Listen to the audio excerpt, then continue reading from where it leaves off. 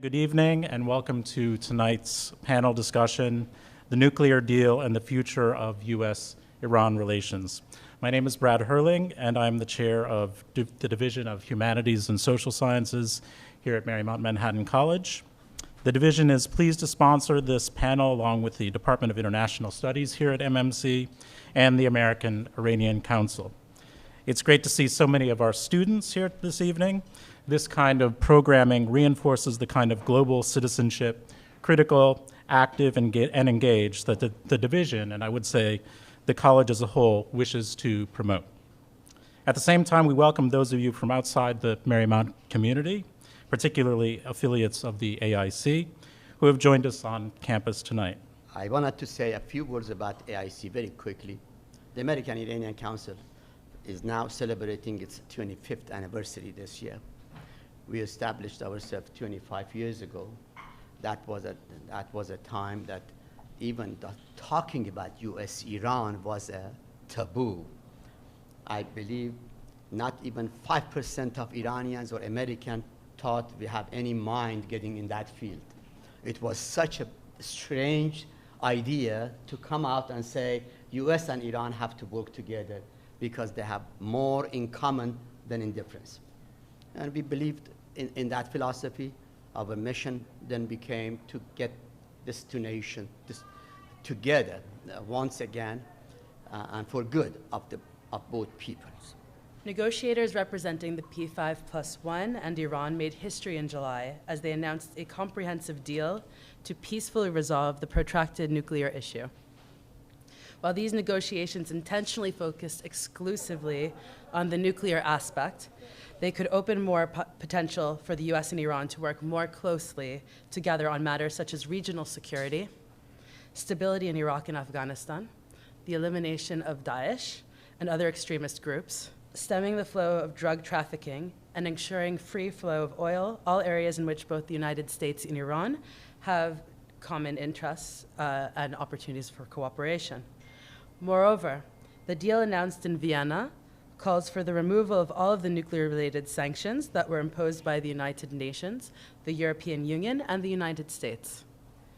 In dutiful implemented, the removal of sanctions could be a major change for the Iranian economy. I'm now going to hand the podium over to Mr. Keyvan Afshari, our fantastic and very well-informed Director of Communications, who will serve as the moderator for tonight's discussion. Okay, so my name is Keyvan Afshari. I'll be your moderator this evening. Ambassador Lures will be joining us shortly, but we will go ahead and get started, and he'll slip in as soon as he gets here. So I'd like to start with Professor DeGennaro and ask you, what is the significance of this Iran nuclear deal in terms of its effects for American national security? That's a broad question, but I think the overall beginning of engagement with Iran is absolutely necessary for the future of U.S. international security. I wish that we had a better temperament in Washington right now in order to support this deal from the political perspective and have been able to put parameters in place where we could also take advantage of this deal. And I think in those cases, the proponents or opponents have valid statements to make. The agreement is certainly an open door. It's a basic opening. It's definitely Iran and the US have so much in common. They should have been talking a long time ago. Engagement is always the way to go first. And we've unfortunately put our military way too ahead of our diplomacy and engagement. Iran has basically survived all of these sanctions and has made its way through with more diplomacy than probably any nation has in a long time. So I think if we can build on what we've done, build on the relationship and go forward, it can only benefit us in the long run. But as the last point I'll just say is, I usually tell, I just came back from the Middle East. So I spent all of August in Lebanon and Jordan. And before I left, I told my colleagues that the train had left the station and the Americans better catch up. Now I'm telling them the train has left the station, you missed it. And you better get moving, because honestly, the whole world is just waiting for that open door. Beirut is one of the most, biggest financial centers in the world, and the banks are ready, and they're planning, and they're at the starting gate, and as soon as these doors open and these sanctions lift, we are going to be behind the race. So in that context, I think we need to keep that in mind and get things moving. From a legal perspective, can American entities engage with their Iranian counterparts at this point, or is that still prohibited? That's a great question, and I wanted to thank AIC and Marymount University for having this important event. It's great to see everyone out here and interested and engaged on this issue. And really, I think I need to respond to that question in sort of 4 basic points that I hope everyone will take away tonight, just from a legal perspective. And the first is that this is a very unique deal. Nothing that I've seen, and most of the practitioners in my area have not seen, where you have a multilateral agreement. Not just the United States played the central role, frankly, but between world powers and Iran, where there are obligations to, on the Iranian side, to reduce its nuclear program through verifiable steps, and in return, the United States will remove certain secondary sanctions. And as part of this agreement, there's actually a dispute resolution process. Again, something that we have not really, there are in other contexts, like with trade agreements, but this is the first time where the reduction of sanctions can be tied to specific commitments. And if one participant believes that another side is not living up to its obligations, can go through this dispute resolution process through a fairly compressed time frame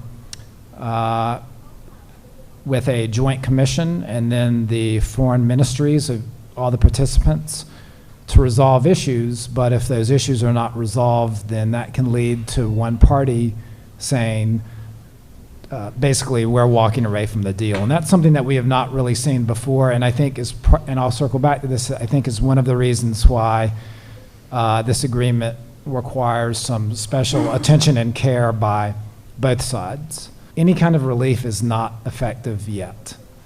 It will not be effective until sanctions are lifted. So there's been discussion about what sanctions will be lifted. Some of those have been outlined. Others remain somewhat shrouded in mystery at this point, unfortunately. And as we both said, we can't predict the future, but I would not expect that there will be any lifting until sometime next year. So we'll be in 2016 at some point before any sanctions are lifted. There's going to be a downtime now of wondering how the United States and Iran are going to react to this new situation. But you have to begin by saying this is, we say unprecedented, but an amazing diplomatic conclusion to a long 35-year struggle. So anything one has to say about the negative issues that are going to surface, you have to realize this is unprecedented, and you have to give credit to both governments and all the other 5 others that played such a major role in making sure that we all stood together toward the end.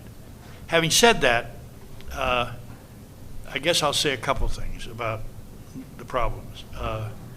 I teach a course at Columbia on talking with the enemy, and I deal with a lot of relationships that we've had, and have looked at how, after the first surge of opening relations, particularly with the Soviet Union in 1933 and with China in 1971, but also with Cuba and others, and I've dealt with most of them,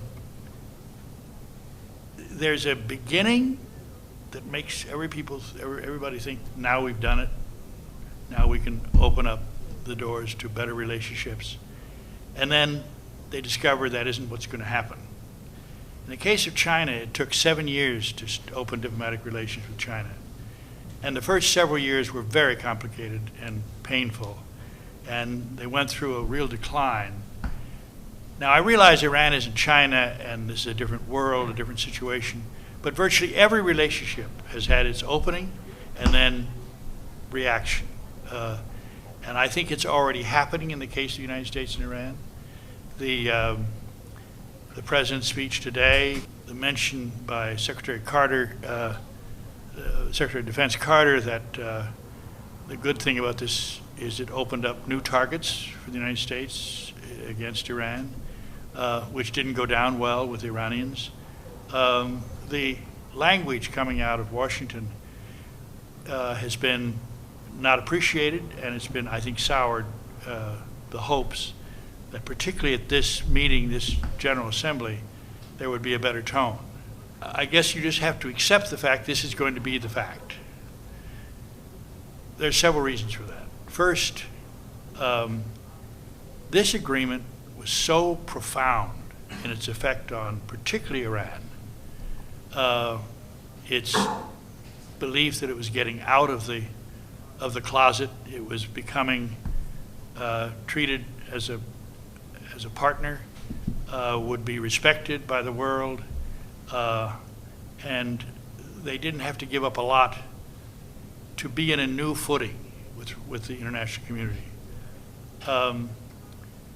But the downside of that is that they have their own narrative. What just happened? What does this agreement mean for the United States, for Iran? Did we win or lose? Did we get everything we wanted? Their narrative has to be, yes, we got most of what we wanted.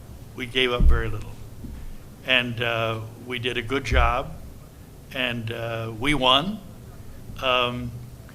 And that's important domestically for them, and because I think they really believe that this was a successful negotiation, because it did give them the opportunity for Rouhani to satisfy those who elected him 3 years ago, that we're going to get sanctions relief and we're going to get a relationship with the world. And it also enabled him and the Supreme Leader to acknowledge that over all these years, sanctions had been illegal. They hadn't been fair, because the UN Security Council eliminated them. So their narrative is understandable, but the more they say it, the more the opposition in Washington feels offended and convinced that Obama sold out the store. The language coming out of the White House and out of the Department of Defense and others is not pleasing to the ears of the Iranians. So how does that play out? What happens? Well, their tensions build. Well, this is what they really think. They're humiliating us. They continue to humiliate us. They continue to want to humiliate us. And the Americans say, well, here they go. They're free. Nothing can stop them from being the most powerful country in the Middle East. I think over the near term, the environment will not be helpful. But I do believe that there has to be the beginning of institutionalization of the contact. The Treasury Department, the Defense Department, the Agricultural Department, the Commerce Department have to begin to talk to their counterparts, because it no longer can be done between Kerry and Zarif.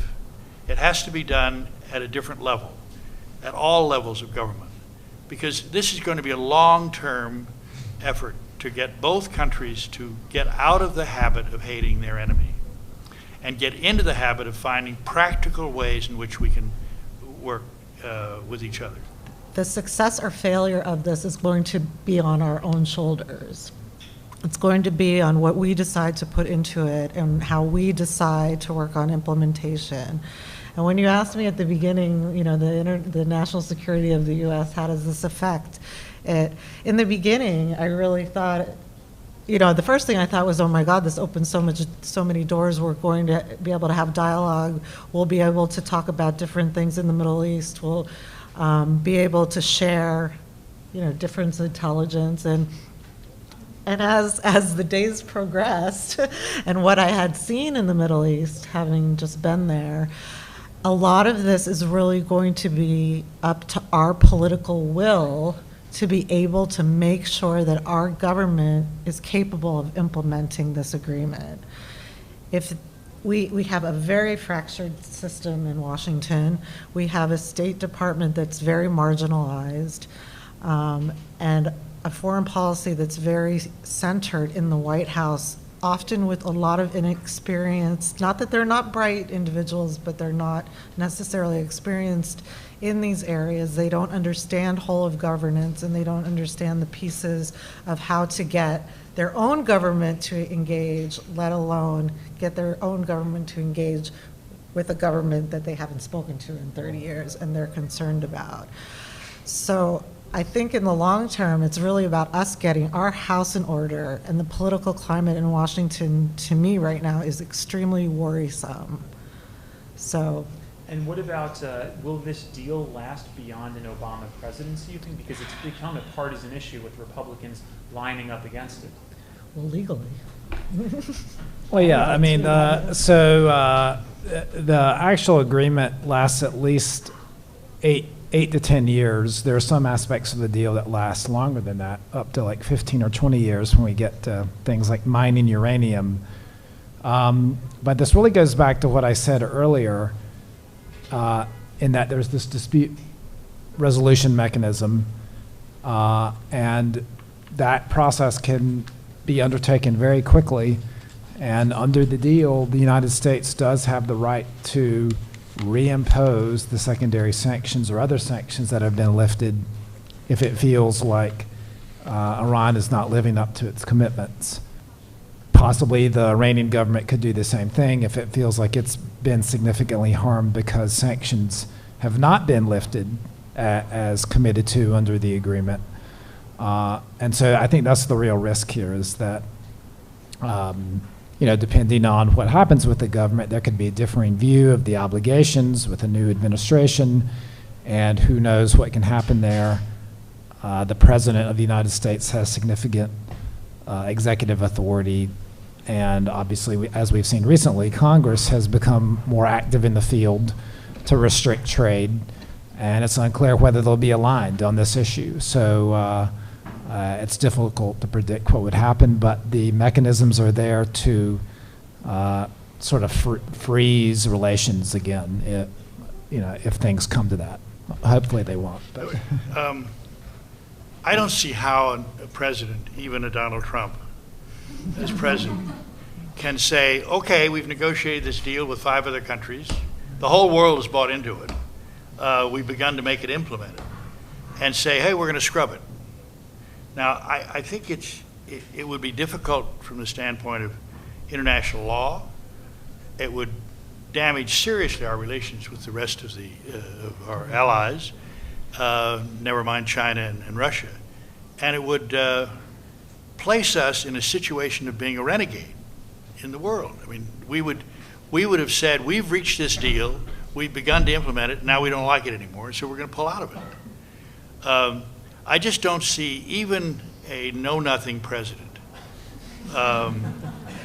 agreeing to do that or being able to pull it off. I mean, he may say a lot, he may try to damage it, he may delay implementation, but we have a deal now. We have an agreement with 7 other countries, and we have to sort of figure out how we're going to abide by it. We ourselves, or the U.S. government right now, is our own worst enemy. And just by the explanation of how the agreement is written, I don't think France is going to say none of its citizens can engage in Iranian trade. They would prefer that they do. So we're missing out on international economic issues which actually can build on or increase our international security position in the world. So because the U.S. has been so economically strong, this has given us a lot of the leverage to be able to work with other countries and other places.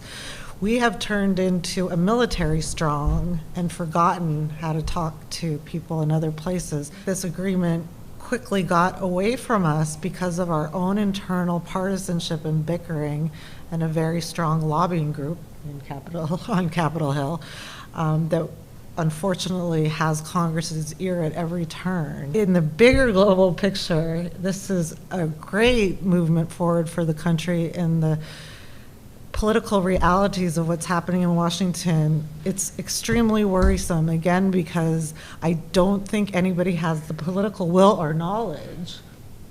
You know, President Trump, President Fiorina, I could go on about how to really engage on a political level with these countries and therefore enhance and increase the U.S. international security. Because right now, we're at a very delicate position. Every time you travel abroad in this region right now, people don't even want to know what America thinks anymore. They don't care. They want to figure out how they're going to work for itself. And like I said, this agreement got away from us, and we're seeing it because the Iranians, the Russians, are going ahead and making regional deals already that we're not allowed to talk to these people because they're terrorists, or they're, Hezbollah runs half of Lebanon. They're in the parliament. We still won't talk to them because we call them names. It just doesn't make any sense whatsoever. These problems exist in our own internal political structure. And unless we get some good people able to implement this and work with this, we're gonna find ourselves in a very critical position. When the elections are over, and this doesn't become a purely Democratic Republican problem, and assuming that Trump isn't elected president, I think you have an opportunity to have the recognition in this country that this was an excellent agreement, that it provided most of our objectives. It took a terrible problem off the table, and it opened the door to new possibilities. Right. Secondly, implementing the agreement, once you begin implementing it, which will begin, as somebody said, in a few months, and it begins to be in place. Mm-hmm. And there are creative ways in which the implementation can work out, in which we can work closely with our allies, other members of P5+1, and to find ways in which we can implement it, but also successfully add components to it. I mean, my pet is that at some point, I think that other countries can participate in the nuclear program with Iran, particularly in the petrochemical industry and other areas. They can work with gas and oil. They can work with peaceful energy, use of peaceful nuclear energy. And that will be the best possible inspections we can have, is to be partners with them. And we propose that, and I think it's still a possibility. If we get to the point where we actually can work with them on a place like Iran and find that our relationships, our approach to Iran is identical, to Afghanistan is identical to Iran's, and work on that track, there's a lot that can be done that will turn this relationship around.